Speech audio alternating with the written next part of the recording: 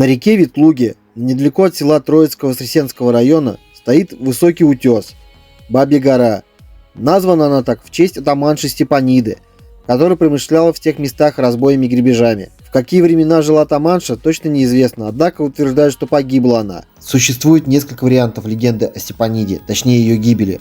В одном варианте Степанида бросилась в реку с горы, чтобы не доставаться пришедшим по ее душу стрельцам. По другой легенде, награбленное сокровище разбойники бросили в реку Ветлуга, а жадная атаманша прыгнула в реку вслед за сокровищем и утонула. Еще по одной легенде, разбойники вышли из-под контроля и убили свою предводительницу, а тело ее то ли бросили в реку, то ли закопали на горе. Все эти байки объединяют одно: Степанида погибла, а сокровища ее якобы хранятся либо в реке, либо на этой самой горе.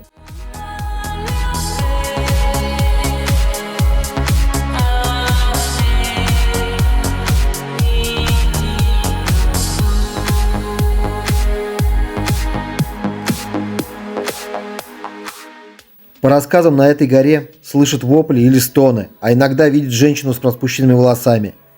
Жуткое место.